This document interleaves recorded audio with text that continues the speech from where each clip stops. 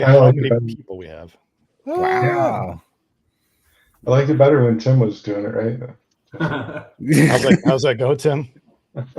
I love how hardcore like official your intro is and how like shitty your podcast is. It's the expectations high. Yeah. It's kind of like those people that put like really expensive speakers in a really shitty car. Oh yeah. Yep. That was my first car. Yeah. So this is not episode 100. Firmly not.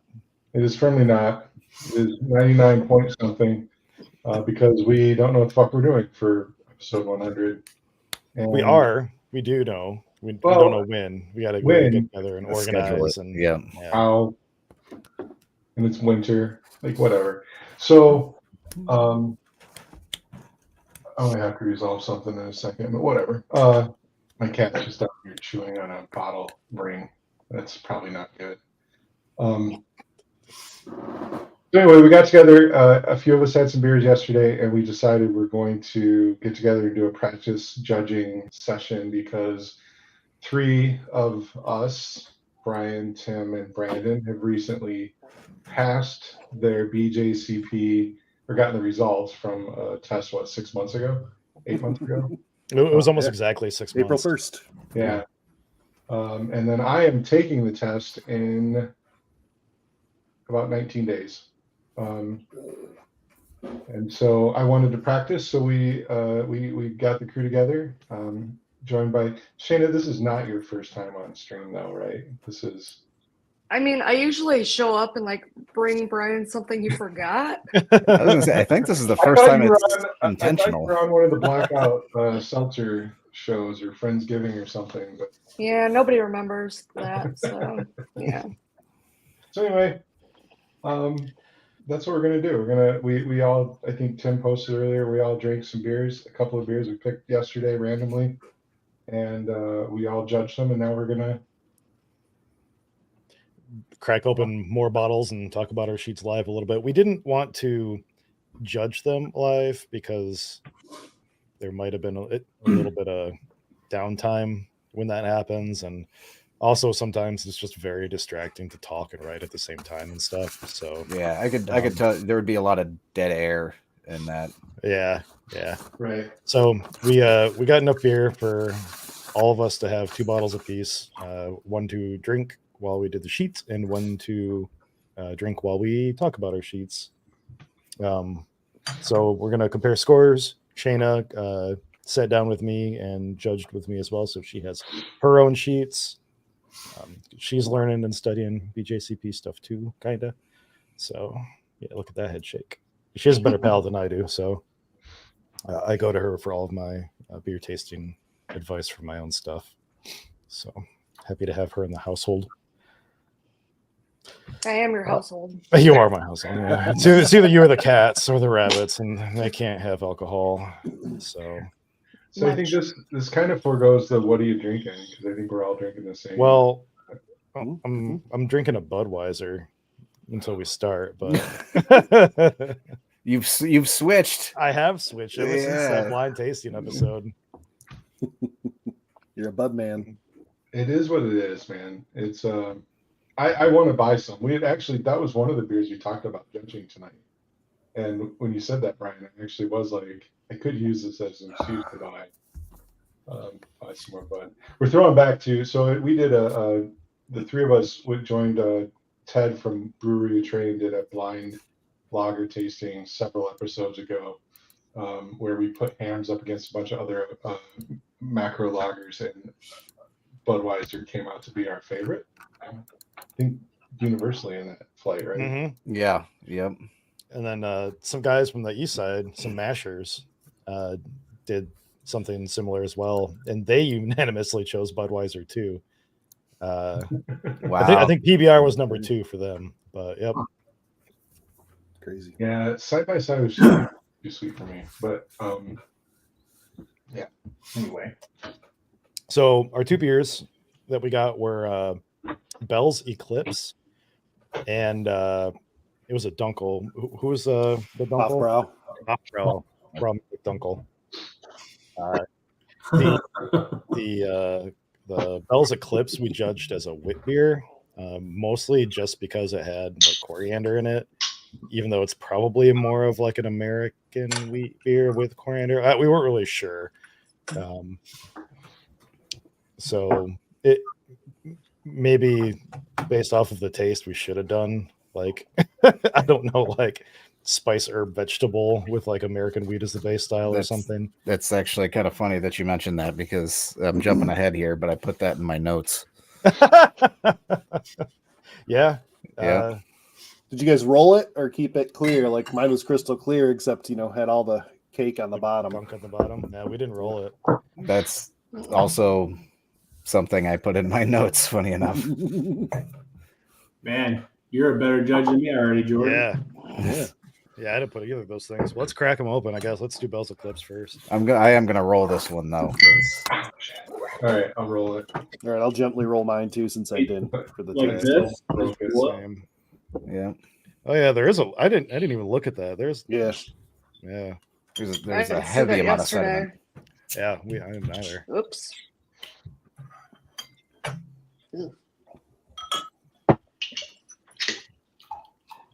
We did drink the whole bottle though. We did do kind of some hard pours.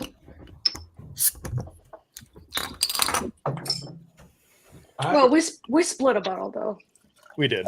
Yeah. So So we didn't lucky drink a me, whole I actually one. have a whole extra bottle of this. Dude, you're so lucky. Mhm. Definitely changed the appearance quite a bit. Mhm. So it looks darker today than it did yesterday. Maybe our light was just weird, but it's certainly darker than regular Oberon, right? Yeah. Oh no, for sure. Yeah. Oh, yeah. Yeah. This is It's got a bit more brown to it. Yeah. So for those of us here, let me reorganize this. If I do that, now we have for the three judges that are on the panel. there we go. Walk us through like what's your first step to judging? You've got the beer in front of you. Give it a good hard pour so you can get some head on top. That's important. No gently nursing it down the side of the glass. Give it like a nice glug right down the middle. Mhm. Form some head. And always aroma.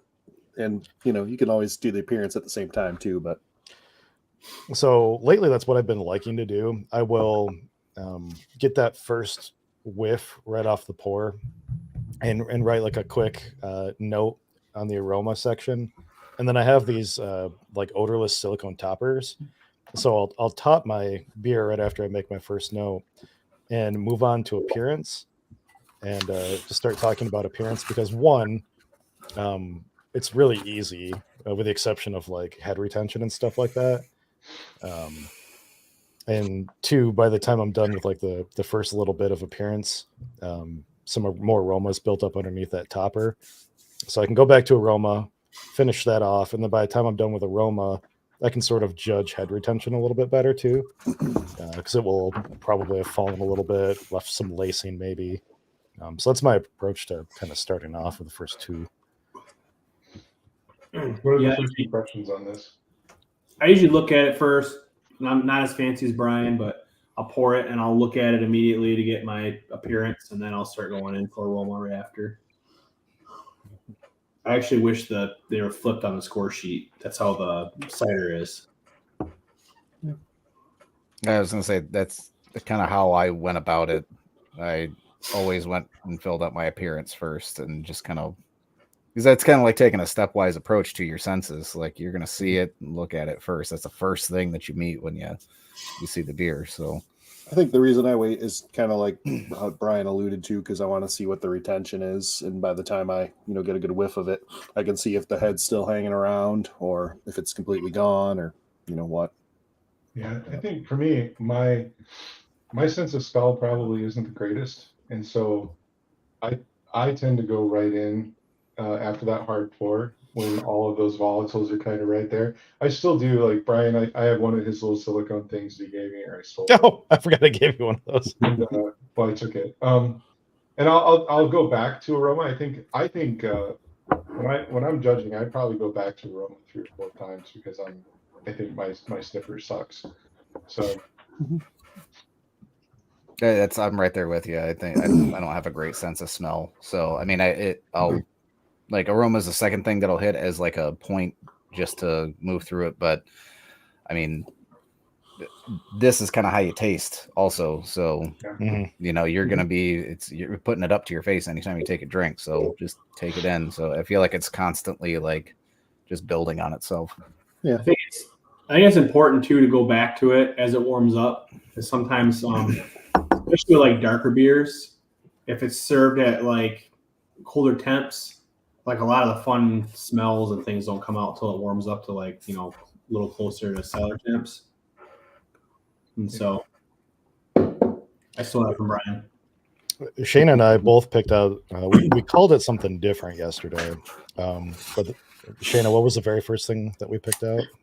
I got mandarin orange like immediately. And I put tangerine, but I think mandarin is probably like a more apt description. We're close enough, but I'm not getting it as much today. I was gonna say, I was like, mm-mm. man, that's something I wrote down because I don't get any fruit out of this. Yeah, thing. yeah. I don't Like- know what the deal is. I'm getting more of the rind Okay, like than the fruit. bitter, You know what I bitter, mean? pithy sort of. Yeah, that's what I'm getting more. Maybe a little bit now that the idea's in my head. But earlier when I filled out my sheets probably 2 hours ago, so I had these and like I wasn't getting so for much of anything. mine, I picked up, so for wood beer, which is what we judged it as, it is traditional to have wood beer with some, I think they called out curacao, orange peel, or sweet orange peel. And that stood out for me. I just wrote citrusy. So you got Shayna calling out mandarin oranges and Brian tangerines, and I just went citrus. I was only slightly less generic and just said orange, which is still pretty generic. So, But I did too. So I got a upfront hit of like the citrus, and then the smell of the malt. So what came to my mind when I did this initially was some kind of like breakfast muffin, almost like caramely malty, muffin, baked bread with oranges. Picked I'd up say- some peppery phenols, like low levels. Sure. Anybody get any hop aroma on this? I said spicy hop or phenol aroma. So I didn't want to say I could tell which was which, but I think you mean Belgian thiols, actually. Don't be bitter. That was a good joke. No, I got a score sheet this weekend that someone wrote Belgian thiols in all caps with exclamation points. So they're All real right. clear about being wrong. You're never wrong about what you perceive, Tim. right. Unless it's Belgian Thiles, probably. Unless it's chemistry, yeah. Yeah. One thing, to go back onto like the appearance of it, too dark Yeah. for the style. It's really dark. Like Yeah. way too dark. And again, maybe we probably judged this as the wrong beer or the wrong style, but I mean, we didn't really know. I don't think I'd had one of these before. If you had judged this as a wheat beer, spice, herb, and vegetable, it still would have been too dark. You know what I mean? This is dark for wheat beer. Yeah. Yep. And really the coriander. I mean, we'll go to this probably in the flavor section too and stuff, but I mean, coriander doesn't really come through in it. And it's one of those things too where coriander, once it ferments, its flavor changes, it becomes more like what I'd have to go and look. It undergoes like a biotransformation to like citronellol or something like that. Belgian thiols. Yeah, it's exactly what it is. I think that's a good beer name. Next beer. Belgian thiols. Ask 4 exclamation points. I was going to say, I read, and it's actually in the guidelines, that coriander, especially if it's, I guess, age, it says of a certain origin or age, could give ham or celery characters. Yeah, I saw that. And Yum. that kind of threw me off and made me like, did I detect that? And I didn't. Ham. Yeah, I think I would be a little disturbed if I picked out a ham beer. But oddly enough, that did kind of, I'm jumping around a little bit more. I felt like there was kind of a slickness or maybe a little tinge to it, and that came through a little bit in my aroma. That's what I'm trying to tie these two together. Like some slipperiness. I got almost no head retention on this, and that might just be because they put too many oranges in it. Or maybe your glass is just nasty. Yeah, mine's got better than it did when my notes had poor head retention, but I think it was my glass because now that I've used the glass a little bit, it's lingering. I'm watching Brandon's glass, and I'm like, well, that's certainly not what mine's doing. No, Yeah, mine's. I'm not getting anything on mine really. well, I've used two separate glasses, and I've got the same experience. So Yeah. whatever. And this is a clean glass. It's brand new. But I used this one earlier, and I still have like lacing marks on it from the head. So Sure wasn't the dunkel. maybe That's some good head. I don't know. I did half and half, and then I judged on only half the beers, and then I drank the other. And I liked the Eclipse less than the Dunkel, so I saved that one for last for some reason. So that was the last beer that was in there. I like this beer better now than I did yesterday. Definitely. I'm still torn. I just tried it like an hour and a half ago, and like I feel like it finished with a lot more bite earlier before with it being crystal clear. Yeah, no, I'm with you. Like I feel like there was a lot more like on the finish. Like now that I've rolled it, like it doesn't have the dry finish that a wit beer should have, but it's I don't know, the finish is cleaner now that I've rolled it. That seems counterintuitive, but I also punished my taste buds with hot sauce in between then and now. So Well, aside from the dark color, the haze is probably appropriate. Yep. I just took 1 point off for the color. Same. That's Same. what I did.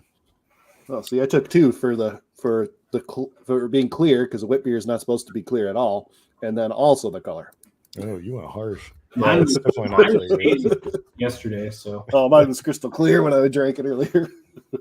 I think I was going to knock 2 off, Brandon. But when I looked at the bottle, I'm like, I don't see how they would have missed the mark that hard. And I saw all the sediment in there. I'm like, Yeah. okay. I didn't see that till after I finished scoring it. Yeah, so. I guess that was on me. But yeah, I knocked a point off just for the color. would you all give it for aroma? I was at an 8. Yeah, I went with a 7. Ooh. I gave it a 6. I didn't care for it. That's my notes in there. It says like what I drank earlier. Like I didn't really get any citrus. Like I get citrus at this one, but again, maybe that's just in my brain since we've been talking about it. But I mean, I knew it had citrus in it, but I didn't really get any citrus. Really, I just got like a grainy, sweet, malty smell out of it. Like I really didn't get any coriander or anything. So on the aroma, so I'm just like, it smells like a beer. Like it doesn't smell like anything special. Yeah. I tried to be like a benefit of the doubt sort of judge, I guess. It ticked a lot of marks for what I thought the beer should be, and there weren't any off flavors. So I figured like 2/3 of the points is like pretty good for that. That's sort of like, it's not like, oh my God, this is amazing, but it's not like a 6 would be, I don't smell anything at all, or there's, something way fuckier going on. Yeah. So Yeah, it was really faint for me, and I felt like I was like really working hard to pick out. No, that's exactly it, and that's why I gave it a 7. But this is where I first started to like make notes down, where I was like, if I was in the position of a judge judging this beer in a competition, this would be like my first instance of being like, this might be miscategorized. Yeah. Mhm. It's in my notes that the overall aroma was very faint. Yep, I put that down too. I had the opposite. I felt like there's one. Oh, I put sorry. it as a 10. No, I think it's the one I'm drinking right now is weaker than what I did yesterday. The one we did yesterday, that's all I could get. I couldn't, and I'm like, it's a citrus sweet, and I get a lot of citrus, so I couldn't hate on that, but I couldn't get anything else under that. We were also drinking out of little 5-ounce tasters yesterday. Oh yeah, same. So Yeah, I'm wondering we've if got like normal that was normal concentrating. glasses today. I judged down That's with true, too. small. I Okay. used my Motor City Masters thing. Nice. But I kind of wanted, so I didn't want to judge out of like a big glass like this. I wanted something that was at least a little smaller, something to maybe concentrate smells up top. That's why I chose a little wine glass. Yeah, I gave it an 8 because I can tell it smells sweet, but there was no character that I could pull out of the malt. You know what I mean? Yep. Like looking for like that wheat. Like it didn't smell like a wheat beer. It just smelled really citrusy. And I was picking up coriander too. Yeah, I got what I thought was coriander, but Interesting. So we kind of jumped. I know we're jumping around a little bit. Well, what were the big notes on flavor? Like your first taste. What maybe Shayna? What did you get off of it? I mean, I couldn't get past the orange, so I put that it was overpowering. Not in a bad way. It wasn't like, oh God, this is the worst orange I've ever tasted, but I couldn't get a lot of stuff under it. So it's not that it was bad orange, it was just all orange. Mm-hmm. Yeah. And I was getting more of that orange rind. Like not the flavor of orange, but like the bitterness of the rind is what I was getting. Okay. Have you had those like dehydrated like orange pieces before? No. I know what you're talking about. I didn't get it yesterday, but it tastes like kind of like a candied or like a dried, like dehydrated, like orange piece today. Yeah, because it is kind of sweet. Like it has a residual sweetness to it. Yeah, it's very sweet. Yeah, so this is the only point where I actually noted that there was any sort of like orange character, and it's just that it tasted zesty on the finish, but everything else was pretty much, sweet grains, malt forward. Yep, it's kind of what I got on it. Like, I didn't note any of the coriander or any of that. Like even the wheat character is like not really there a lot. Yeah. For being a wheat beer. Like, agreed. Well, I didn't even note that. That's a good call. I probably could have knocked another point off of or two off of that for that, but Probably. This is where I think I fell down a bit because my first impression on it was it had a slight vegetal characteristic. Like I almost got like a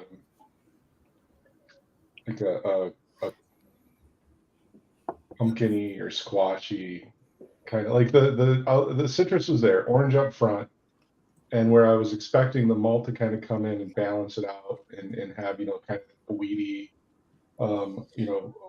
malty, maybe with some peppery spice. I got more slight vegetal character, similar to squash, slight sweetness.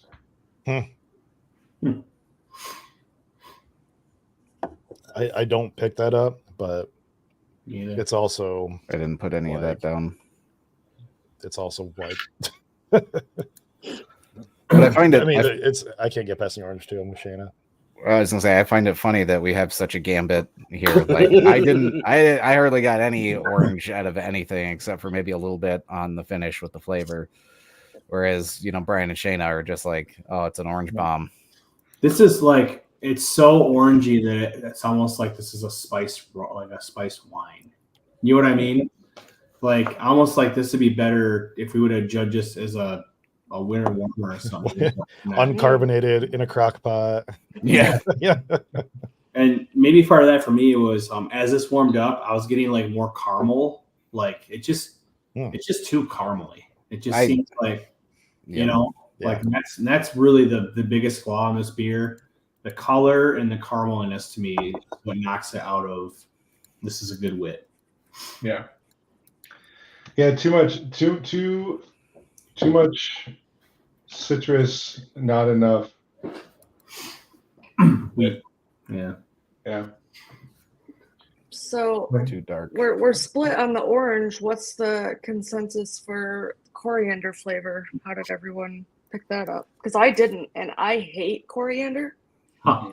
So for me to not get it, like I was looking for it because I know I hate that flavor. So I just kind of wonder what you guys got.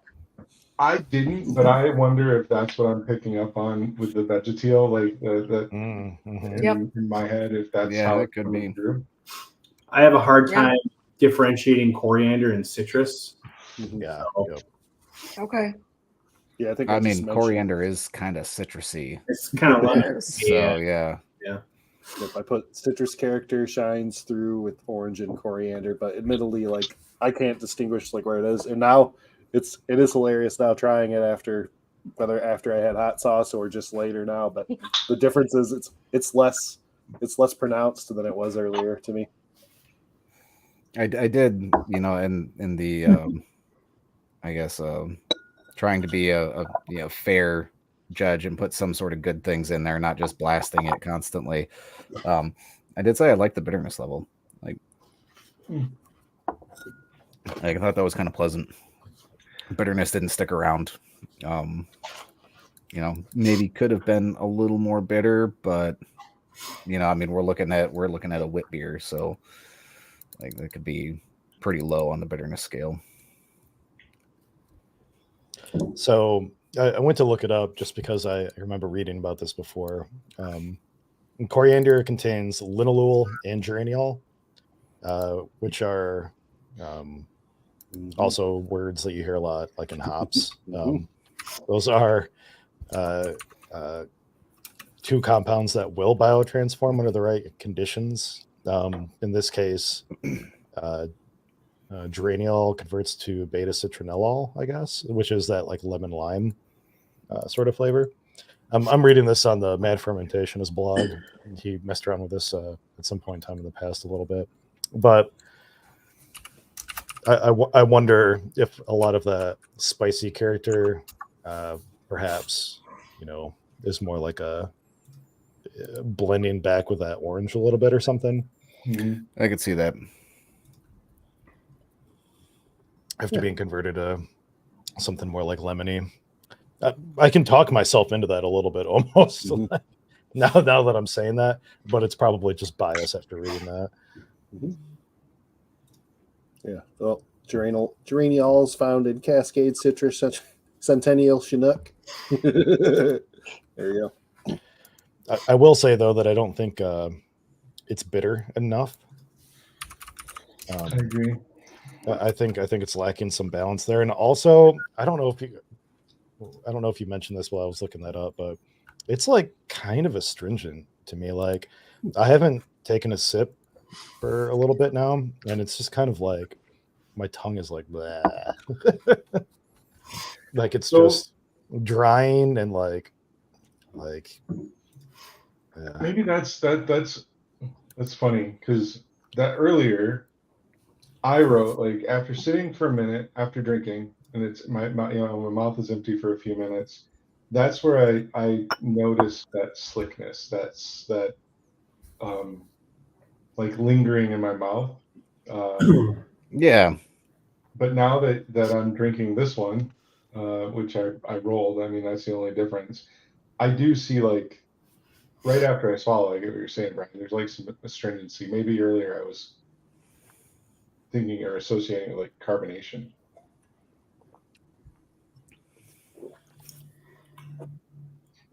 Is that Like why my you were teeth thinking diacetyl earlier? Was from the slickness?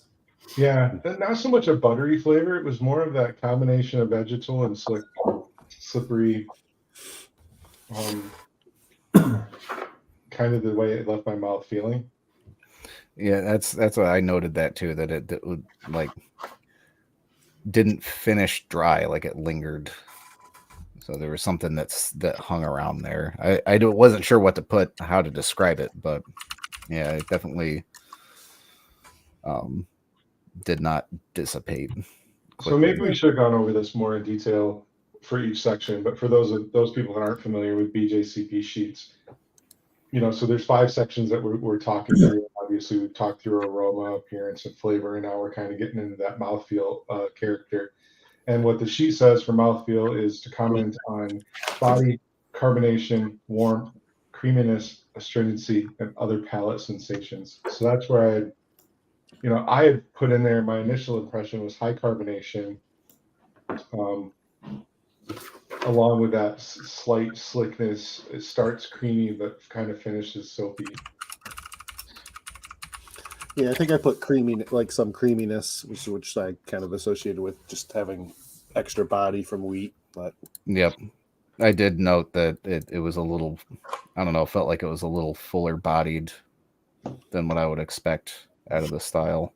Well, it's actually, I looked into that, and medium body. Well, let me double check. I might be thinking of the Dunkel. Never mind. Yeah, That might medium have a light to little bit. medium body is what it should have. Yeah. It's a wit beer, anyways. Let me see if I can put up an example of a sheet real quick.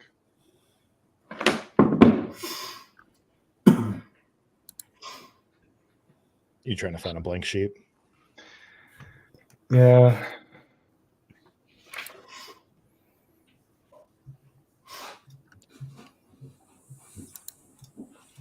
But when you pull it up, if you ever like, the sheet has things to comment on, like flavor, comment on malt, hops, fermentation characteristics, balance, finish, aftertaste, and other flavors. So as long as you go through and address all those, you'll have a robust sheet. It's not like rocket surgery.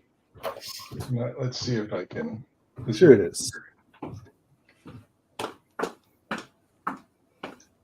So yeah, what Tim was talking about is, it kind of gives you all of these descriptors to fill in. These are not necessarily off flavors. Some of these are actually acceptable in the beers, in the various beers or beer styles. The section that we're talking about is the scoring section that we've gone through. Like I mentioned, we've talked through aroma, where you're talking about malt, the hops, the esters. We're talking about appearance, so color, clarity, head retention, head color, lacing. We've gone through flavors, so we talked about the malty flavor, the hops, different fermentation characteristics, how they balance, how they interact with each other, what aftertaste and other flavor characteristics, and then on the mouthfeel. And then you wrap it all up with just your overall impression, which is really, I think, more of a free form space to kind of just wax on. Yeah. Give your own personal take. That's a good place to talk about how to fix the beer too. Like, like, oh, I noticed this. Maybe you look at sanitation or whatever, and that's actually what they expect us to do when we judge. Yep. I'm not judged as much as you guys, but I did. It's where I would call out. Maybe try, less dark malts, or here I would actually. I think what I had left for them was, I felt that the citrus overpowered the malt. I'd like to see more balance and be able to taste more of the grain. That may be leading to some of that vegetable or cooked pumpkin perception that I'm getting. So, maybe dial back on the spices and, kind of lean in on the malt a little bit more to get a better balance. I look at the overall impression almost like the abstract on a paper. Mm-hmm. So I want to summarize it, and I really try to do this. So like, I gave it a 7 overall, which is 30%, right? Yeah, that's what I gave it. My total score should be right around 35 then. So if someone gives me a 9 in overall impression, they give me a 25, then they were like, wow, this is an awesome beer. Fuck you. You know what I mean? And I like how you relate to that. That's a good way to put it. If that's the case, then I think I'm a little high on my overall impression. But I'll take that. I like that. It's just it's an opinion. It's not. Yeah. No, I think that's a really great point. I've never really thought about it like that. I mean, yeah. You could, unless the beer is miscategorized. I mean, you could still have a fantastic beer in the wrong category. Overall Yes. impression could be fantastic still. Mhm. That's fair. Yep, I can see that. But that being said, I also did give it a 7 on my overall, and my score is a little lower than what you had said, but I think I knocked it pretty hard on the flavor portion. I will say too that in the overall impression section, like Jason, when you said maybe lean into the malt more, right? Is that what you said? Yeah. It's often good to be more specific there too. Like if you think that, like if you think it's too bitter and it needs to be, lean into the malt, maybe like reduce hops by like 10 to 15% or IBUs by like 10 to 15%. That sort of thing. Or like what do you mean when you say lean into the malt more? The whole comment was, I said I would like to see more balance and be able to taste more of the grain. And I basically, I had said, there's back off on the spice and citrus and lean in on the grain. So you're right. I could have added, like, let's bring out some more cracker characteristics, look at your adjuncts, maybe cut or reduce, like you said, reduce spice and orange by 15 to 20%, Yep. and maybe add some, biscuit malt or something like 2-3% or some other adjunct to kind of complement the wheat and bring out some more of that bready, nutty characteristic. And I just pulled that out of my ass. So no, you're fine. It's something I've been dinged on, like using words like a little or some or yeah, Brandon mentioned that in the chat earlier, or the chat before the show, where I think Tim said you got dinged for using very. Yeah, I cannot tell you how many times I have fucking erased very. Something better, and I still missed a few. Or So. a little. Low, medium, high. I did good I did good keeping that in my mind during the tasting exam, but I stray from that sometimes when I'm judging and have to catch myself and go back and put a specific amount. Which is why I asked you guys for your sheets, because that's the kind of thing I want to read, and even if it's to practice on that, just the vernacular that you should be using, or words that you should avoid. But it's you're right. It's a good call out, Brian. You're right. I want to study the flavor wheel too. There's a descriptor flavor wheel where there's really good descriptive words for all of the for hops, for mouthfeel, for malt, for yeast, and it was really helpful. And actually, on our way to the thing, now Brian was sleeping because he felt like shit, but Brandon was in the back seat reading those. And we were just like, just putting them in our minds so that way we had them to grab. You know what I mean? And I had to do that with a dunkel because I was tasting something and I was having a hard time verbalizing it. And I just looked up, I went to Wireman and looked up a malt flavor wheel they had. And I was like, oh, that's what I'm looking for right there, Good call out. Yep. I was looking for some words. Yep, that wheel's good, and I need to bring it back up and look at it before I judge again too, just so I have those on my mind. But like, I try to beat in my head, even though my palate isn't that great, so sometimes pulling out the specifics is hard. But I try to tell myself, don't just say citrus, don't just say malty, break down malty to bready, toasty, caramel malt. You can even mention whatever Maillard reaction type things, or light caramel, coffee, like toffee, all those specific wheat things. Bread, white bread, pumpernickel, like what kind of bread? Yep, all those specifics. That's the hard part, is remembering those, because you don't want to be too broad. Anybody else have any of the overall impressions you want to bring out or call out? One other thing I like to do at the very end is just say thanks for submitting your beer, or sharing it, or if it's really good, like where can I buy a 6-pack? Like I like bringing a little bit of myself into the overall impression too. If you love it, it's something I've always liked. Email me the recipe, because they'll have your email right on the sheet. Yep. I put that on there too if I really liked it. Like if I really liked something, maybe saying, yeah, man, I'd brew this beer, I'd buy this beer, drink 100%. This beer, like that. You know, in I- this I- case, I thanked myself for buying myself a 6-pack. So I judged a pretty bad beer once, and I did try to finish up and write, like, hey, if you ever rebrew this, I'd love to try. I'd love to try it where it doesn't taste like poop. I hope they give it a shot one day. I tried to put a little bit of myself and be positive at the end of that. I hope you. I put a little bit of myself in that beer, apparently. I Literally. I hope you got that sense of caring and compassion, Brian. When you scored this, I'm just curious, how many of you wrote numbers as you went through, and how many of you went through and filled in numbers after you're done writing everything down that you noticed? Numbers after for me. Numbers after. I did both. So you're writing comments and score at the same time? Yeah. That's totally valid. If I feel specifically inspired, like for instance, like with the appearance, I mean, you only got 3 points to play with, but I'm like, okay, well, I'm gonna ding it for that because it's too dark, and then thinking of like, oh, well, I might ding it again for the clarity. Then noticing that there was a lot of sediment in the bottle, and that was on me. I'm like, okay, well, I'll give you the point. So that's 2 out of 3. That's easy. Same thing with like, you don't give it a 1 unless it looks like shit. Really. Right. Really, if it's close, it should be a 2. Yeah, I don't mind dinging those appearance points because it's only 3 points. So right. If they got 2 things wrong, I'll take 2 points.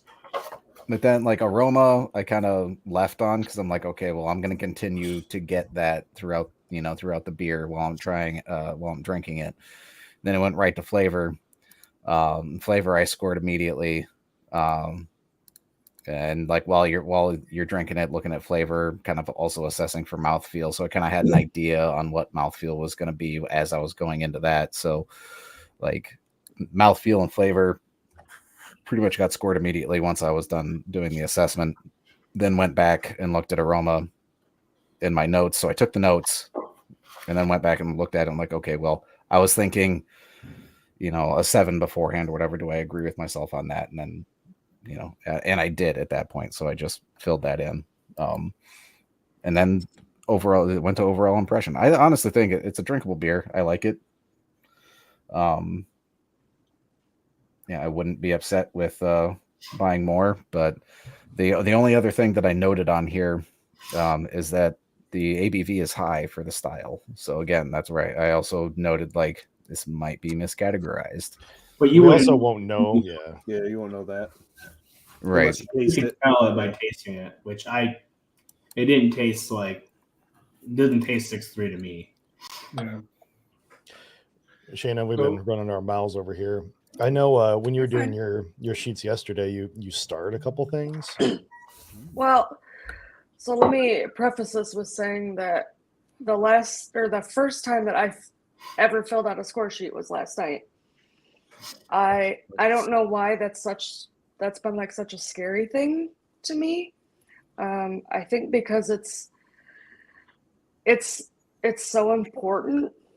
And when you guys get them back and they suck, like that's a big deal. Mm-hmm. And if you get back really good score sheets, you guys like think on them for a while. And so I think this is just like my anxiety things. I don't want to give anyone bad score sheets just because I don't know what I'm doing. That's not fair. So like I want to make sure that I'm doing them right. So like the first one that we did last night, I asked Brian like 8,000 questions. It took us like a freaking hour. It was fine. But I kind of wanted to see like what his process was when he went through it. And when you guys are talking about, did you do numbers right away or did you do them at the end? My brain wanted to do it right away because I wanted to do each section and be done with it and move on and go down the line. Mm-hmm. But hearing Brian explain it, how he goes back to the aroma sometimes, it goes back to things, maybe, like that's just how his brain works. So I don't think I quite know how I want to do it yet. I will try it all the ways until I figure out what works. Yeah. I put a couple stars. So the overall impression is hard for me because and I know I've talked about this with probably all of you guys before, but I'm not a brewer. I know enough to get by. So something that Brian and I talked about is I can tell you how to fix the flavor. I can tell you what's out of balance. I can't physically tell you how to fix it on your system. I don't know that. So he's very good at saying you need to do this with your water or do this with your whatever, your mash temp, blah, blah, blah. That's not something that I can do. But I can tell you where things are off still, where he might not be able to. So that's still quite valuable information. It's though. really I mean, valuable. Yeah. But I've talked to a couple judges, and like including you guys, and some people are adamant that you need to be able to tell them how to fix it on their brewing equipment, or how to fix their brew to change that flavor. And I'm not there, No. but I think I can still give decent feedback otherwise. So I'm not saying like, oh, I'm never going to learn how to brew. Like I said, I know enough to get by. If I go downstairs, I know what step Brian's at. If he's doing something, I'm not completely lost to it. But the other thing that I didn't really think about is in the overall impression when Brian was talking about how he likes to give people percentages of how to back something down by this much or increase it by this much. And I don't know if it's just me, but I don't do numbers like that. I don't think in percentages. But I can see where that would be really freaking helpful to someone that is brewing and dealing with a lot of math. So that's kind of something that I want to think about too, is to try and remember, like, to include percentages or an amount instead of just saying, I would like more of this flavor. Well, great, but How much? Like, more? how much is more? Yeah. Yeah. And that's just stuff that I haven't really thought about before, because my brain it doesn't work that way. So I need to train it a little bit. But yeah, I think you could still, I still think less and more is helpful in that sense a little. It's still helpful in that sense, but then plus you could also equate like some general things, like, not that you probably can already do them, but like if a beer's too sweet, you could, depending on the type of style, you could be as simple as less caramel malt or mashing lower, things like that. Like some general things you could learn without even, being an avid brewer, just by picking those up and chatting with Brian, stuff like that. I think those are good. And I know I try to tell myself I'm not always good at putting in there too some of those things to fix. Sometimes some things I can always pick out and throw them out there, but sometimes I don't throw them in there either. And just going over these beers and trying it earlier and then trying them now also kind of brings back to me like one of the things that I wish there was a little more of, even though I know that part of it is you don't want to communicate too much, especially you want to wait till you're done because you don't want to influence your other judging partner. But I do like just going through here and trying it the second time. There are things that I would change on my sheet now.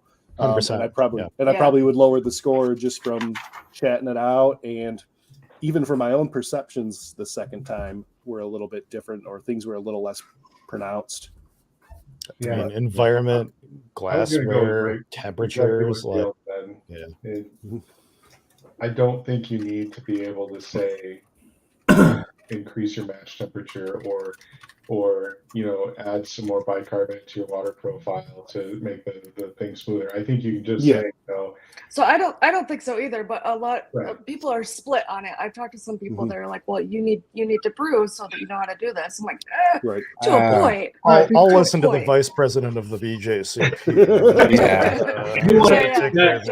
I think having I would say, Gail, that Right. I got dinged for not telling them how to fix the brewing process on my. Okay. It was checked on 3 of my beers. Okay. And- And I feel like that's not my responsibility. Well, No, that's no, exactly no, what I I was mean- going to say. And it could be I mean that extra nicely, or all but- grain. Like you don't know any of that stuff. So Right. Yep. Yeah. No, I'm with you on that. That's what I feel like. I feel like if you gave me descriptive enough flavor details, that I should be able to kind of go back and say, oh yeah, then I need to dial this down, or I need more of that. I'm trying to remember, like one of my earlier comments that I got that really helped me dial in my Irish stout recipe was a comment about, malt bitterness overpowering, the hop bitterness or not being balanced. And, it didn't tell me to reduce this by X or switch to a different malt or something like that. It was actually, I think, David Jones. I took the note to him and I'm like, yeah, this is what I need to do. I need to try to get rid of some of this malt bitterness. And David's like, well, then you should switch to Carafa 3 special instead of Black Patent because it's dehusked and it's less bitter. And, that's kind of feedback I took to my group to get it. It wasn't the exact, switch this. So I just want to read this out loud for the podcast later Okay, too. yeah, It's do just that. audio recording, but Gail Milburn chimed in and she says, giving people solid sensory feedback is more important than telling them what to do differently. Often when you tell someone what to do differently, you're going blind because you don't know what they did. So you can't really tell them what to do differently. Mm-hmm. So Yeah. You can't make any assumptions. no assumptions Yeah. ever. There was a hot pot thing with spruce tips, Yeah. and Yeah. apparently those were real spruce tips, and someone thought they weren't. And I guess you can't make that assumption, Yeah, how would you ever? Yeah. Yep. I think it's important too to if you're trying to throw your opinion in there on something or how to change something, throwing in maybe try or hey, if you use this, maybe dial it back a little bit, or so you're not speaking like you know all the facts when you really don't have a clue. But you can give, like, if there's an off flavor, like Yeah. I tasted isovaleric acid in a beer at Beer Cup, and the number one culprit of that is old hops. You know what I mean? And and I didn't say you use shitty old hops. Don't do that anymore. I said I taste this, and this is a big cause of it. So look into your hops, maybe in your storage. If you yada yada yada. Yeah, exactly. Then Yep. Okay. and it should be noted too that these two beers that we're judging, we know what they are. So there's implicit bias in our sheets today too. So For sure. True. But, what were the scores? What's everybody's final score? So Jordan, 32. Shayna, I had a 37. Brian, 36. Tim, what did you say? 30, 35. 35. I was the kindest at 38, and I would knock it down now, but Still a 6-point spread between 6 people isn't that bad. I don't think. I'm the asshole. I gave it a 28. Oh shit! No.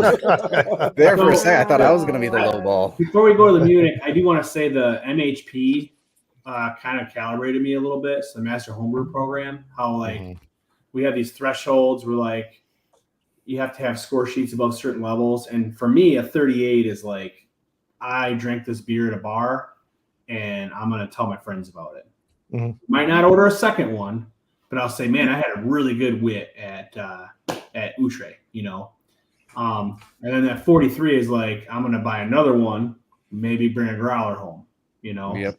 So for me, this was, it was fine. I drank it, but I will never order this at Bell's. Like I drank 2 of these in the last 2 days. That is enough for me for this year. And 35, I feel, is like a nice score for that. It's fine. I mean, it's at the high end of very good. Mm-hmm. Right. I'll piggyback on what Tim said. I did not like this beer. I would not buy another beer. I picked out some shit in it and I'm trying not to get, in my own way, like saying, well, I hate it, so I'm gonna give it a shitty score. That's not, I shouldn't do that. But I just wonder about some of those off flavors that I feel like I picked up led to lower score. And I admit that I probably went lower on aroma. I'd probably come up 2 points. But this is why you judge in pairs. Like we'd have this conversation. Mm-hmm. I'd be like, okay, I am being too strict. Maybe none of you picked out the vegetalness that I did, so maybe there's something off there. I probably would come up on aroma, 2 or 3 points at least. I'd probably come up on flavor a little bit, and I'd land at like a 30, 31 or 32. Gotcha. But yeah, Yeah, I mean, you're initial tasting those vegetal Okay. pumpkin-y whatever things. So I mean, for something like that, I feel like your score is very much I'd- more yeah. fair for what you're tasting. I'd piggyback off one thing off Tim's that I like that thinking, except for like one part of that. Like I'm going back to maybe because I don't judge ciders often. I've really only done it the one time for Beer Cup. I hated most of the English ciders, but so I always think too, like there may be styles I don't really like. So I have to take into account, like for those styles that I don't really like, to really focus on the guidelines rather than off of what I enjoy or don't enjoy, and make sure I'm separating the parts that I just don't like for what's actually a fault and not. So like keeping those in mind too for those styles. Yeah. Everybody say hi, Connie. My Hi, mom's in chat. It's Hi, Mom. episode 99 Connie. and a half. 99 and a half. And this isn't 100. Lord. Not So- 100. Well, All right, so- move on to Dunkel. Did you guys all do a good job filling out your sheets? Fill up all the I did like an 80% on Did all right. amounts. If you got blurred and you can't see it, you got to Exactly. see it. Well, good, because that's important. Because getting 10 words on your sheet sucks. I'll never do that. No. Yeah, I actually made sure, to Especially go if it's through, e-judging. I picked out the vegetal, so I made sure I checked it on the other side because Brian was like, "It's important to fill out the whole sheet." Oh yeah, yeah. I checked phenolic on that one. Yep, I checked phenolic, diacetyl, and vegetal. So for your tasting Voice. exam too, Jason, make sure that you're checking the classic example, flawless, wonderful did, things yep. at the bottom I too. did check Although those. I will say, and for some reason, I feel like the scales are flip flop. I feel like it should go lowest to highest, so that it goes highest to lowest. So I checked the wrong sides. So Oh no. No, I see that. I agree with you. Oh, I never even thought about that. when you taste the tasting exam, Jason, none of the descriptors will be there, or none of the definitions of the descriptors will be there. So make sure you Mhm. okay, those two. good call out. Thank you. They'll just have the words there. All right, Munich, Dunkel, Hofbrau's Dunkel.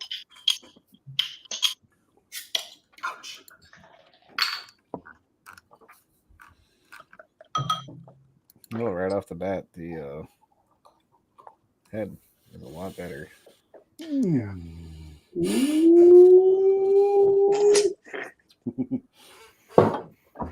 I'm not gonna lie, I love this beer. Ah, did too. yeah. I enjoy this beer. I was very happy when I learned this was one of the beers. I feel like we were kind of cheating because yesterday, I think all three of us sat at Stein Spark and had a big ass Stein. Did you? The You had leader. some, didn't you? Oh, well, Is that what they have? Is the Hofbrau? Yeah, it's the same exact Dunkel. Yeah, Okay. It's just No fresher. wonder I liked it so much. yeah. So right off the bat, you know, there's this upfront, rich, malty, fresh bread, slight caramel sweetness. The color's nice and deep. I got pumpernickel bread. Low. I actually caught some low apple esters as it warmed up. Ooh. Mm. Oh. Dark fruit Okay. raisin, a little bit bit of dark fruit for me. I was calling out dark fruit in low amounts too. Yep. And like bread crust, Mhm. Right. like white bread crust. So this is Yeah, I put crust on mine. Yep, this is crust farther forward. down in my comments, but I tried to describe what the darker parts of toasted bread taste like. Okay, that's just what it reminded me of, like really well toasted, not burnt, but well toasted. That Maillard. That's a fine the- descriptor. Is like well toasted white bread or something is totally fine. Like Yeah, dude. Didn't you get shrimp cocktail one time? I mean, shit's good, you know. It's good. It's good. That beer was shrimp tickled. It was not. ooh. Look at that. Pour. I like to comment on stuff that I could perceive that don't too. So on all my loggers, I like to comment on sulfur. Mhm. And in this, I didn't detect any sulfur, so I said no sulfur. I didn't really get any hop aroma either, which is optional for the style. Yeah, I Yeah, didn't get neither. anything. It's all pretty much malt. It's all bread and caramel and like I like the dark fruit. I pick up on that, but it's no perceptible hop aroma for me. It's beautiful. I mean, it's got this nice big off-white head. I love the red. I mean, you probably can't see it in the camera, but you hold this up to the light. That beautiful ruby, Wonder like, if I can like. that gets me hard. Is that gonna That gets Yeah. me. show it? No, that's not gonna do anything. Oh, there we It's go. what it is. Oh, hard. there it Yeah, is. Yeah. We're coming through the light, but it is it's There we go. surprisingly clear. Yeah. And it just has this beautiful orange amber ruddiness. And the head's great. Great head, tan head, creamy. Any other descriptors in aroma or flavor that or appearance? I mean, Ruby hue, very clear. I said not quite brilliant, but very clear. Moderate head retention with tiny white I bubbles. gave it brilliant. You give it brilliant. Well, you're smart. Yeah, it's brilliant. Mine is, at least when I look at it. But brilliant. bready, toasty, caramel, sweet malt notes on the nose. No noticeable hop aroma is basically. I didn't put a ton in there, but Yeah. For aroma, I think after talking to Brian and he was talking about the dark fruit, my brain didn't really go there at first, so I came up with molasses. Oh yeah. yeah, I can see that. Yep. I said molasses, dark sweet bread, which is basically your pumpernickel.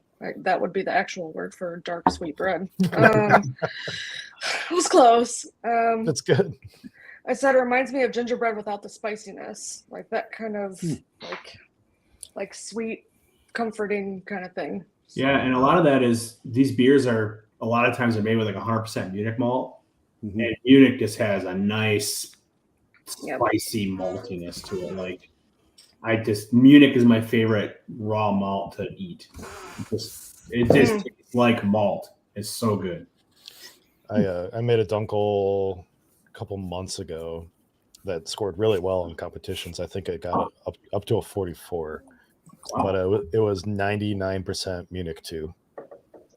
I mean, just That's super good. Yeah. Did you do a decoction?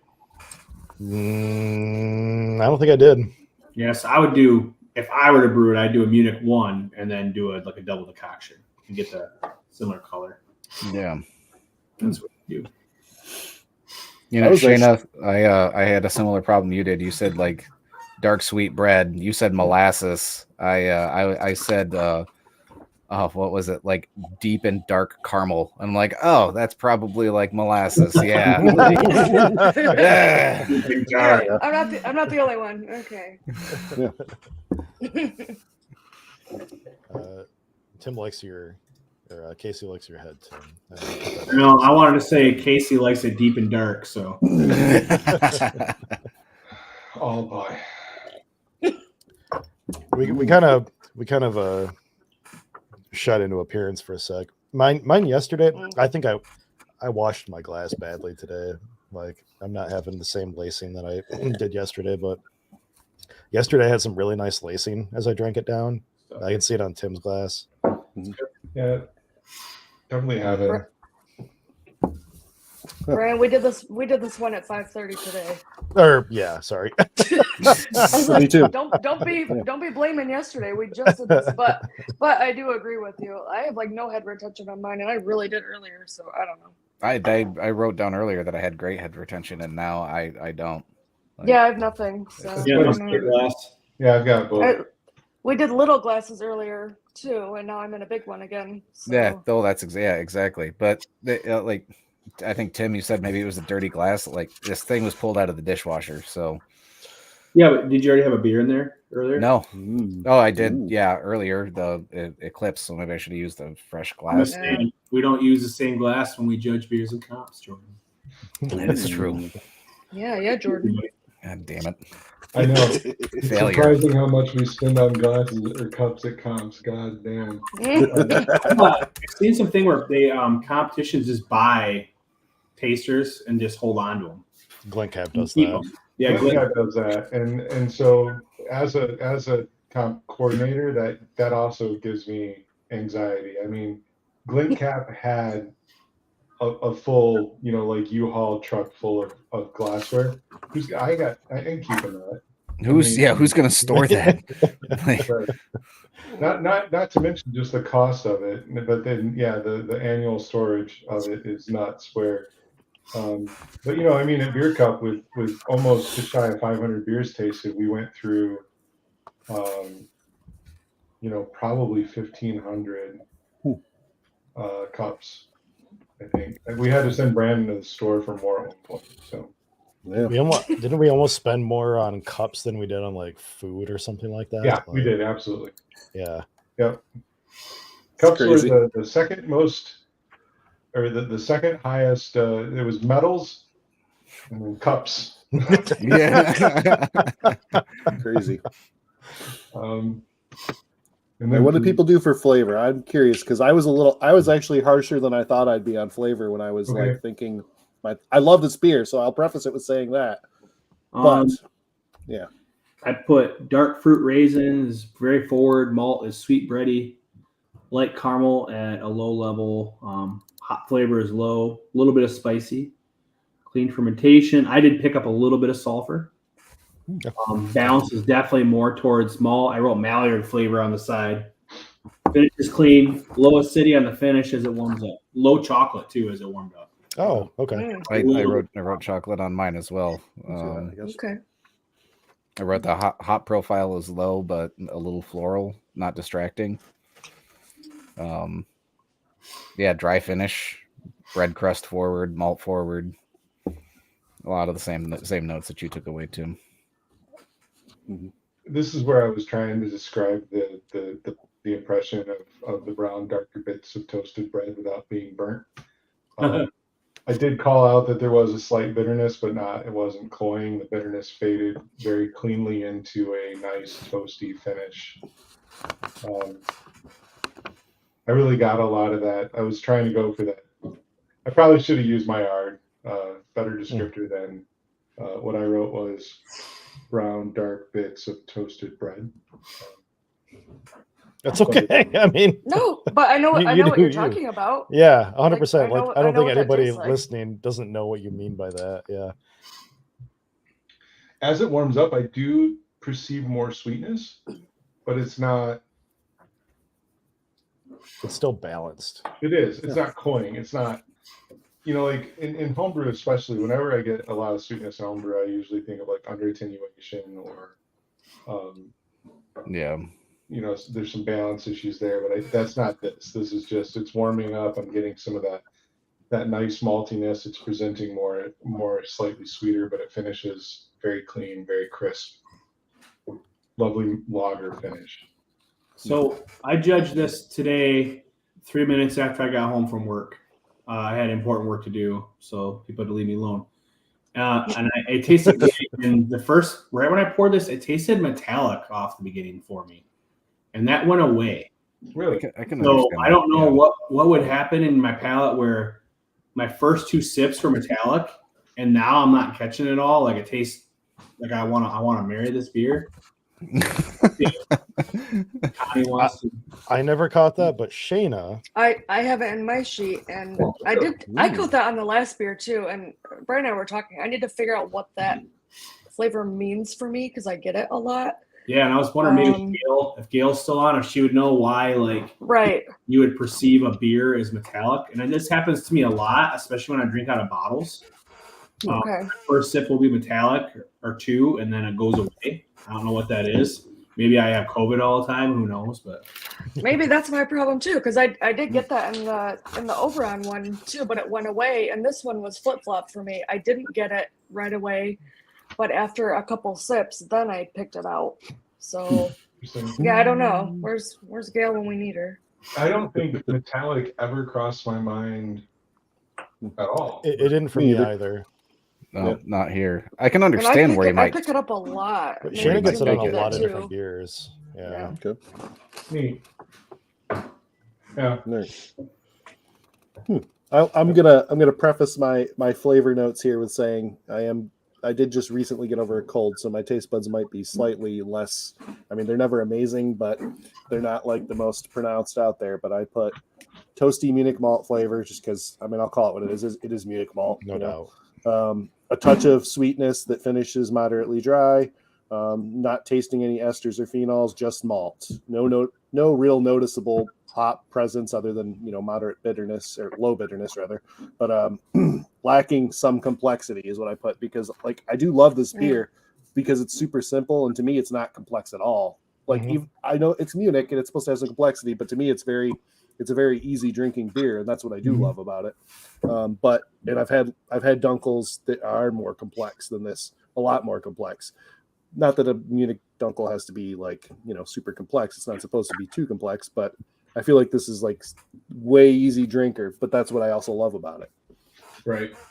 Yeah. I mean, This is an easy drinker with more flavor. Yeah. A lot of flavor. Yep. None of it's aggressive. None of it's in your face or you know, it's just well balanced. So I think if you handed this to somebody who drinks Bud or Bud Light, they'd be expecting like a stout or porter or something, and then they drink and be like, "Oh, that's a light beer comparatively, you know, to what they're expecting." Yeah. Yep. let's call it.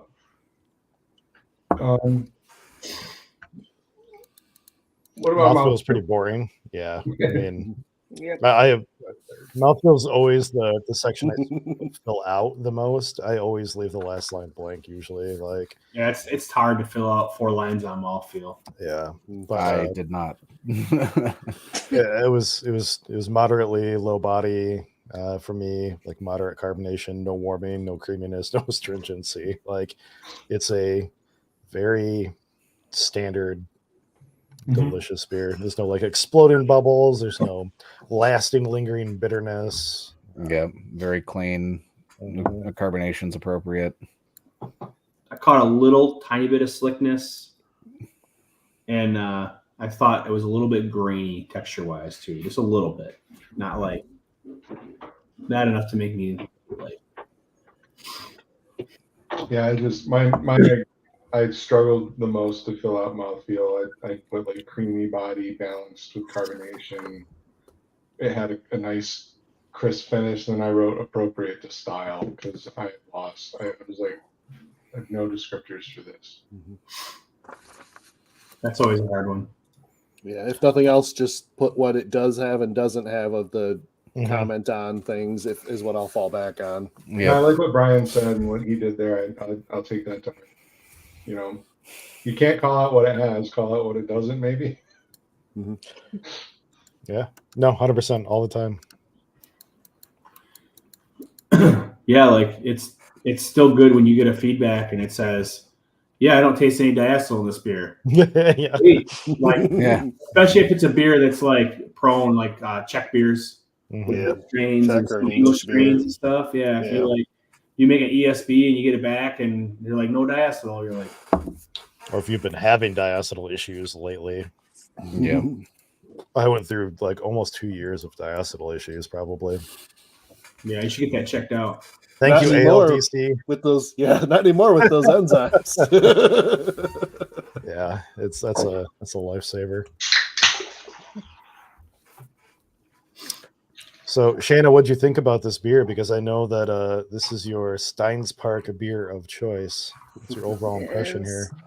So, like I said last time, the overall impression is kind of hard for me because I feel like I already said everything I wanted to say in the other comments. So I feel like I'm just kind of like repeating myself, but I mean, that is kind of the point. Yeah. I mean, I didn't have anything crazy to say. I said it was easy to drink. So the same. It's Yep. malt forward, had a little bit of sweetness. Yep. There was a little bitterness of the hops that I like. I think I said in the flavor that I got a little hop bitterness, but I couldn't pick out like a specific hop flavor at all, which is fine. And yeah, that was it. It was good. I totally agree with all those points. That was my very first thing too. A very easy drinking beer with a lot of depth of flavor. The only so I didn't give it, a 50 or anything like that. And so if I don't give something a 50, which I've never done, I want to one day. But I put down if I had to nitpick this beer a little bit. I don't feel like it was drinking as fresh as it could be, which I mean it's fucking imported from Germany, so of course it's not. But, I know that too. I feel like I know what this beer could taste like right off the tap, and it doesn't taste like that in my glass. And it is what it is. It's still really, really good. But I didn't say it tasted old or anything. I just said it didn't taste as fresh as I thought it could. And that was the only nitpick I really had on it in the overall impression. See, I actually, because we drank a big stein of it yesterday, and then I drank it today. I judged this one today at like 5 o'clock or 6 o'clock. I don't know. I almost wanted to say like this tasted to me better than yesterday. Like, but again, I was kind of in a, it was the first beer of my day, and so that always gets extra points, right? Like it was like this is, we just gone for a 3-mile walk. I came home, I sat down, I cracked this beer. Oh yeah. Like this hits every fucking point, and it was just so goddamn good. Well, and you're walking in 55-degree weather. Yeah. Sun out, like this is like the perfect beer for that. Like yesterday, when you guys were crushing this beer in the beer garden, it was probably perfect too, Yeah, I mean, it was beautiful yesterday in the beer garden, and shout out to Science Park. I know they're closed for the season. We got to get in there and have one more beer, but yeah, it was great. I still said, this is a fantastic beer. For my overall impressions, like this is just super well balanced. Just a great depth and complexity of the malt flavors with the roastiness, the creaminess, the toastiness that came through. I felt like I got a little bit too rambly there. I said nothing is overpowered. It all balanced beautifully with a crisp lager finish. So I looked at the guidelines, and I didn't see anything about dark fruit in guidelines. I know they're guidelines. Yeah. And I think knowing where this beer came from poisoned the well a little bit, because I chalked that up to like a slight oxidation, like just like a little bit, because they didn't use like special beer or anything. You know what I mean? Mm-hmm. So I that's my only comment too. Like I wrote might be slightly oxidized with a dark fruit, but like I'm like at 5%. You know what I mean? Like just just a little bit. I still scored it very well, despite that. Mm-hmm. Well, I'm trying to see. With these imports, it's hard because it's got a spray on the label, but it doesn't really tell us the date that it was made. Yeah, it just got a code on the bottom. You'd have to look up LO72W. Yeah, I don't know what that. Yeah. Have you noticed though, like all the Oktoberfest beers I got this year from Germany, their best by date is like literally a year after they bottle it, which is like what? So a lot of that is an American requirement. They have to put, and it's always 1 year past the manufacturing date. Like, so the buddy of mine, I was friends with the guy that owned or ran ArcLight for a long time, and I got into that, or he and I had a conversation once because ArcLight made these great, amazing sours that are good for years and years and years. These heavily fruited lambics, and he was pissed off that the MLBC, whatever, makes him put like either a 6 month or I think for fruit beers it was even a 6 month. So 6 month goodbye date. The code is apparently so the LO72 means it was brewed on the 72nd day of the year that it was brewed. So it's a little old now.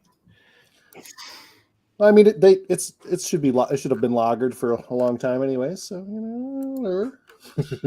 There's another spray up by the top, etched into the glass. Might say 5-5, May 5th. Etched into the glass. Well, where? I don't see it. Yeah, I see it. Right here.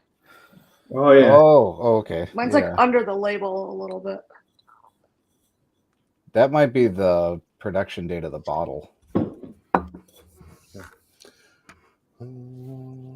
don't know. Yeah. We're gonna drink it anyway. No, it's still. It was fantastic. Anybody else want to go in here? What were your overall impressions? Jordan. I mean, I covered a lot of the same things that Tim did. I mean, Okay. great beer. It was very like malt forward. Yep. Very easy to drink. The only thing that I noted on it is that, like, okay, well, maybe we could increase a little bit on the aroma, like, because I didn't. I was just trying to find something to give some advice and write something down. But no, other than that, I mean, I as overall impression, I gave it a 9 out of 10. I did too. Me too. I gave it an 8 because of the light All oxidation that I was getting out of it. Just the light. right. Overall scores. Jordan, what was your overall? 44. Shayna? 46. Holy shit. I love this beer, y'all. Come on. I'm with you. Brian? I was at a 44 too. Tim? 40. Brandon? Damn. I seem like a douche. I 38'd this one too. That was 44. So Jordan, Brian, and I were all 44. Boom. Shayna? Again, bias could be playing a fair part in this. It could be. On the feedback for the tasting exam, we only got dinged if we were with outside of 7 points from the median. So We were all within, well, Brandon 6 and points. Shayna. Oh, Shayna, yeah. Me and Shayna messed that up a little bit. yeah, the median's like probably 40. Was 44. So Yeah, it was 44. So But we're all tasting in different environments and different glasses. Shane and I judged these as a judging pair, and we did not score these together. We scored them completely separately. And for the Oberon Eclipse, we were 2 points apart, and for this beer, we were 2 points. two points, Yeah, or maybe we nice. were 1 point apart for the Oberon Eclipse. Yeah, we did very good as a Maybe. judging pair. very filled That's- out. Yeah, that's a lot of notes, dude. That's a lot on there, man. That's what people want. Go back to this afternoon. Go for a long walk on the KRVT to the woods. Come home, crack this motherfucker, and enjoy it. And I'm surprised I didn't give it a 50. I almost talked to Norbert yesterday. Is like, hey, if you got any like quarter barrels that are half full, I'll give you like $50 for that bad bitch. I'll take that home. You know what I mean? Like that rad. Yeah. Imagine having that on tap at home. Oh, You didn't want to take you up on that? I didn't ask him. I pushed that. Oh. Do you have Sankey to ball lock connectors or whatever? I just have Sankey. So You have Sankey connections? yeah, I can just hook it up. Nice. I'll undo a hose clamp and hook up Sankey. Like Nice. Anyway, I put it in keepers the other day, but I got a bunch of Sankey. Anybody in the club can have. I think I put it in keepers, didn't I? I feel like maybe you did. I don't know. I read that somewhere. I don't know where you put it. Yeah. So no, yeah, Tim, that was a beautiful sheet. Lots of detail. I feel like we've had this conversation before. You know, if anybody that's watching that is a judge, or anybody that's watching that wants to be a judge, like take some time and put some comments. It's something like before Beer Cup, before Keeper's Cup, for the comps that Brian and I run, we always ask the judges, we always remind them that, you know, look, homebrewers are homebrewers. They're here for your feedback. They're entering competition to get that open and honest feedback. So having a judge, and there's some, you know, and even some slip by us in Beer Cup this year, but having a judge that just writes good beer or Wet mouthfeel or Belgian nails. Your beer really tastes German. like I had swore before that if I caught it happening during the comp that I would I would have a conversation with the judge and ask them to actually put some effort into it. And unfortunately, I missed it. Just you get busy doing other shit at a comp, and so you can't always stay on top of it. But we'll try again this year and take some time, fill out your goddamn sheets. You do this because you love it or you love this hobby.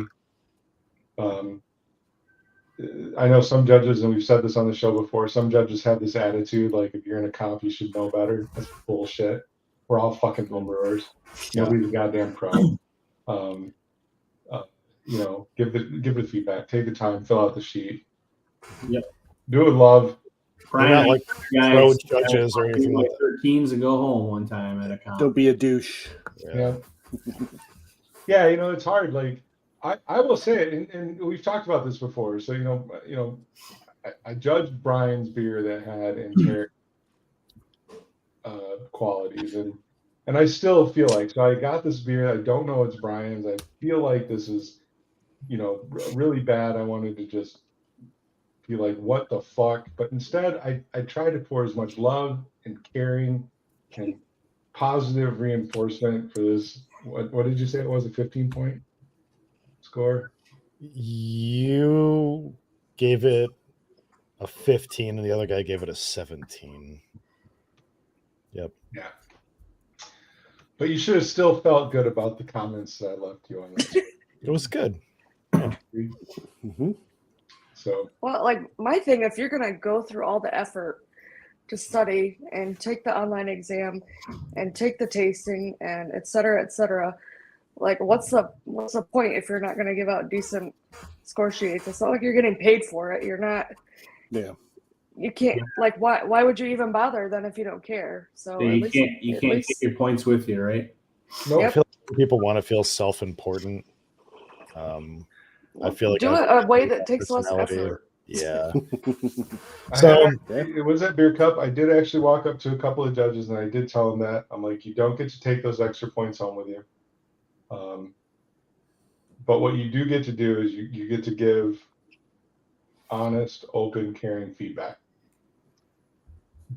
And I think that's where, there are some judges out there that do this as a prestige thing, and there's some that have the kind of the elitist jerk attitude, and we'll weed those guys out. And it's more important, the groups that we've got coming up, the Keepers group, the Motor City Masters, still judging with Motor City Masters, they were the first group that did Keepers Cup for us. So it was Gail and Jeff and Tom and Mike. Some of the best goddamn feedback I've ever seen, on score sheets, and the caring and the love that they pour into that and making this craft better and making these homebrewers better is top notch. And I know you guys do the same thing. And I'm sure that, the Grand Rapids group, we're doing this because we love it and we want to help each other grow and be better. So writing good beer or shit beer or, this sucks or whatever, it's defeating. So please, if you're listening to this or you're thinking about being a judge, be willing to, you got 15 minutes, this isn't Glint Cat. We don't have Bronny yelling at you to fucking score a sheet in 4 minutes.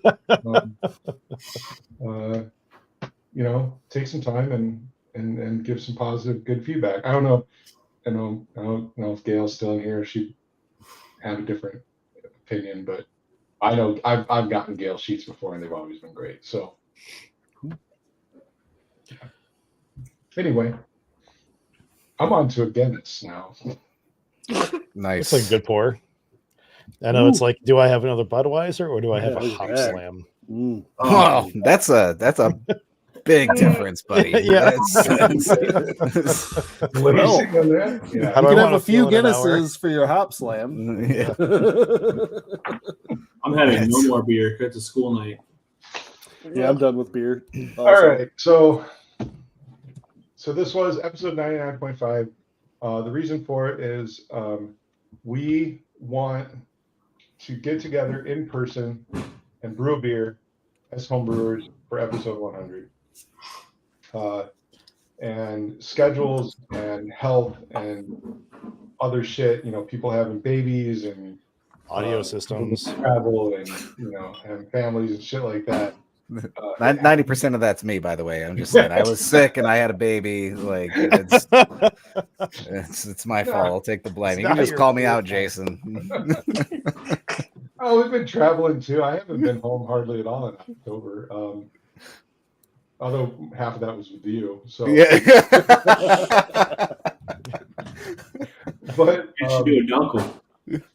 but we're gonna so do we a red want to get IPA. together. We want to brew in person. I don't know if anybody caught the award ceremony for Michigan Meat Cup that we streamed, but Brian has some sweet new lapel mics, so we got some better audio. Beta tested those there, and I think Yeah. they sounded pretty good. You guys go listen to the Mead Cup Awards and tell me, but Yeah, no, it sounded great. I was in California listening to it. I was like, Julia sounded amazing. So, so we just got to come up with a date and time to get together and do that. And we want to have friends stop over, so all of you guys, well, Shane will be there. But everybody's welcome to stop by and drink beer, and hopefully we can catch one cool fall autumn day and do this in the near future. Let's take a look at the foreseeable future weather and whatnot, and we should get a date scheduled. tomorrow's going to be 74. It's like tomorrow. Yeah, tomorrow's Yeah, gonna be awesome. And beautiful. Yeah. It is going to be gorgeous tomorrow. I should go match. I feel like you're coming down with COVID again. You're like, I don't know, man. Like, I hear that cough. Like, maybe you should take the day off.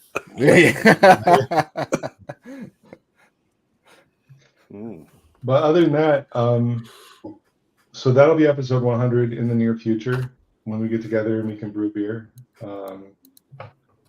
For other future episodes, we're still hoping to knock a couple more off this year. Nothing super planned, but we've got the list. I think at the beginning of the year, our first show of the year, we talked about doing what do we say, Brian? 20 episodes, and then this will be 10. Yeah, something like that. Wow. We're a little behind. It'll be better 2024. It's a strange year for everybody. We basically did all of the pre-planning for 2024 and 2023. So we really don't have a whole lot of work. Yeah. Great way to be positive. We're even better friends with the sustainable brewing program than we have been in the past. Tim, Brandon, and I went and judged with Aaron, who is part of that program up in Grand Rapids a couple months ago. Stuff. So speaking of that, there is a chance when this documentary comes out. I don't remember the name of the documentary. Like Beer City or something. Beer City like one, yeah. There's a chance that one or all of the three of us will be on it. Brandon, Tim, and I. So keep an eye out for that, I guess. I hope they didn't use anything I said. I know. I felt like I was rambling the whole time, so we'll see. So we purposely didn't judge beer on this because, like, seriously, like that experience of having someone with a camera in your face ask you questions while you're trying to and write shit down. It was awful. Yeah. It was like so hard. And also, like, I was shitting on a beer made from a brewery I really like and didn't know it. Oh no! Three quarters of the beers there were really experimental. Yes, they're all hit or miss. Like, yeah. People went wild with it. They wowed them. Nice. Also, sometime coming up in the next 4 to 6 weeks, probably. You guys might remember I was on a Dr. Homebrew episode a couple years ago. Yeah, with a lager that had like a very distinct green pepper flavor to it. I don't know if you remember that beer, but Tim, you were one of the first people that told me like this tastes like green pepper in that beer, and so I took that beer and I'm like, well, let's see what these Grandmaster judges have to say, and they for sure tasted it, and I had some back and forth with Brian Cooper, who I think is the treasurer of the BJCP, and I don't think we ever really nailed anything down, but that was sort of the last of it. And then I brewed another Czech lager a couple months ago, and I was downstairs doing beer chores, and I was thinking about it. I'm like, man, I'm pretty sure this is about the same recipe as that beer from a couple years ago. Like, I should see if if they would let me do like a redemption episode, because I'm pretty sure that beer scored like in the high 20s. And I don't want to be the guy that had the high 20s beer on like Dr. Homebrew or something. So I sent my new Czech lager in. They have it right now. We're going to schedule another day to do another show, and hopefully I will have higher than a 30 or something. I didn't taste any green pepper in this Czech, so we'll see. Oh yeah. I didn't taste it either. That's awesome. Yeah. So yeah, we're hopefully we'll get a show at KVCC. I'm working on some homebrew review shows with some other clubs to get some feedback to some of our friends. We've got a couple other show ideas that we can fill in for the rest of the year. We are roughly 1 month away from our 3rd annual Friendsgiving. Wow. So I should start buying seltzers now. Yes, you should. exercises for that one. You're all invited. You know the rules. All seltzers. I actually still have some seltzer on tap. Join in. I was actually just anytime thinking of during the brewing episode. some. So Friendsgiving will happen. It'll be a shit show.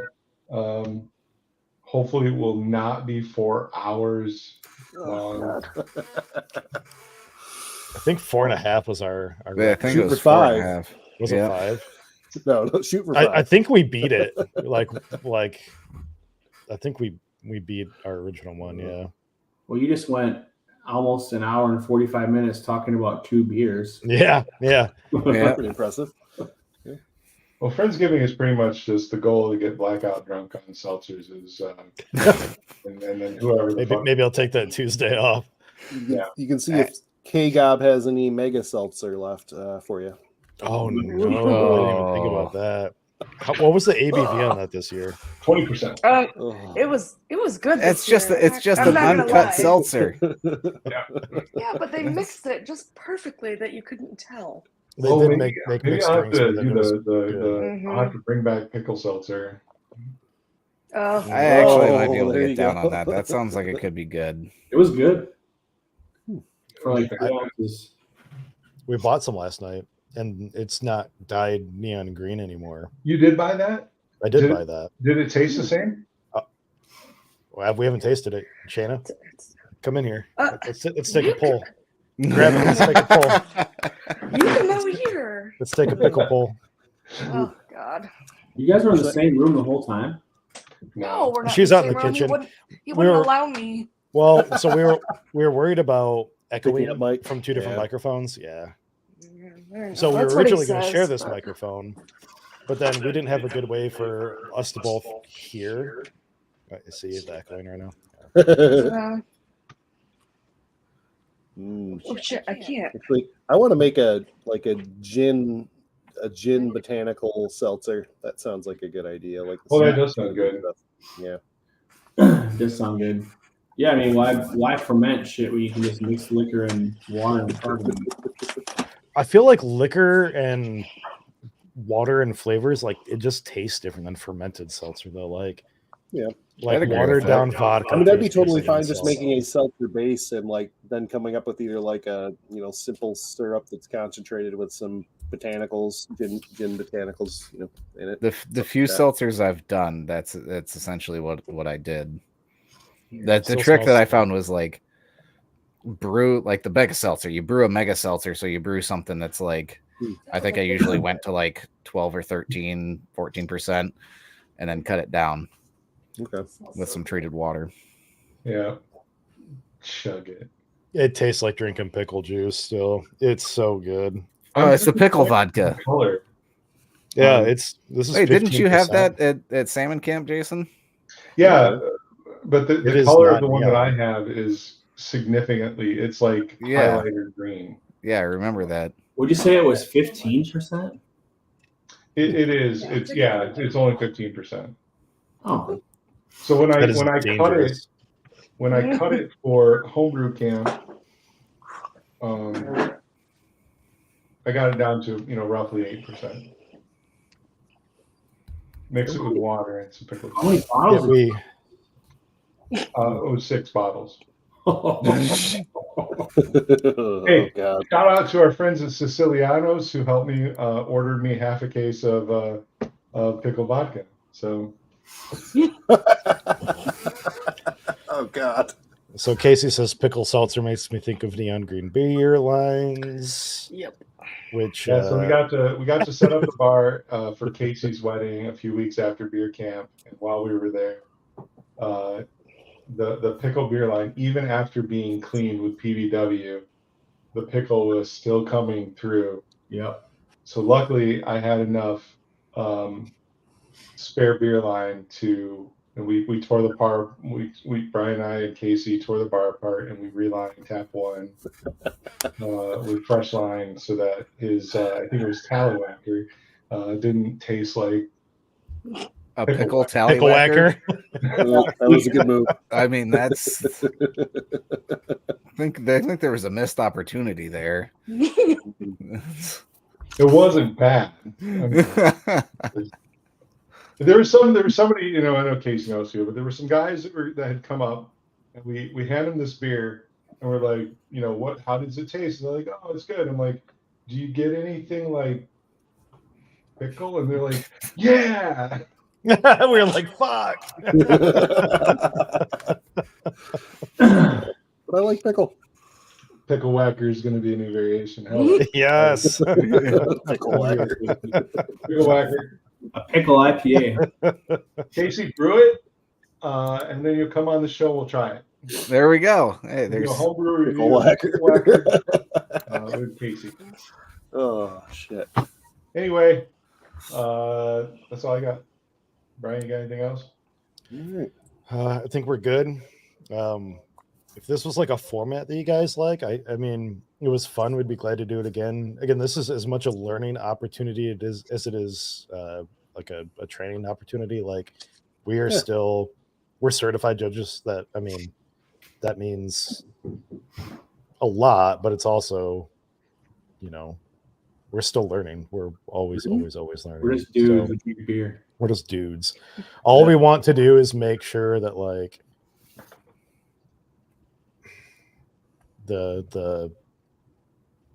the continuation of like homebrew competitions in the US is like successful and helpful and stuff like that. And we're trying to be the change that we want to see in that particular world. So thank you guys for going on the journey with me. Yeah. And can't wait for everybody in this chat to be there too. So I'm surprised I made it because I was way behind you guys on taking the tasting exam and passing it. So you fucking killed it. I haven't had a chance to do any of the practice with like the Beer City group. I'm going to go up and test with them in November, but I just appreciate you guys doing this with me. So to help me out. So yeah, maybe we do. Maybe there is a 99.6.7.8. Let's see how fast we can get a 100 out. Woo! Like Brewlosophy every 10 episodes does a like Brews Views episode.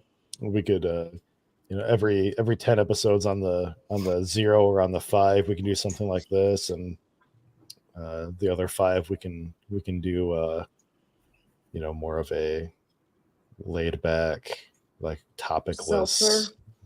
Nothing like that. Maybe maybe not. We don't need to get fucked up every. Not that episodes. laid back. Judge a homebrew, All right. not like commercial, but like get 2 homebrews and judge them. Well, so You know what I mean? we've done homebrew review episodes, and we actually have a spot on our website to submit homebrew and stuff like that, and we will pay for shipping to get homebrew if anybody is out of the Kalamazoo area. But otherwise, 100% would love to do homebrew over commercial. The only reason we're doing commercial today is because we decided to do this episode yesterday. That's like So- going back to our roots, though, man. It That's is. like- It is. Yeah. I think That for sure is. I would love to do this kind of format with homebrew review. It would be harder to get this much beer, to support 6 people unless we did something in person. But yeah, I have reached out to a couple of clubs in Michigan to ask them, if they want to provide us with some homebrew that we can, anonymously judge on air. And And I should reach out to more. I might actually put that out on the Homebrew Club President's page, but I think it would be great to try to get some more. I just looked at the list, and we actually had 2 homebrew reviews shows on the 2023 show list, and we didn't get to do either of them. So, yeah. Right on. Well, So cool. Tim, Thanks for hanging Shannon, out. Brandon, yeah. We'll get details posted on episode 100 as soon as we can. And yeah, cheers, everybody. Yep. Cheers. Cheers. Thanks. Cheers. Wow. Uh,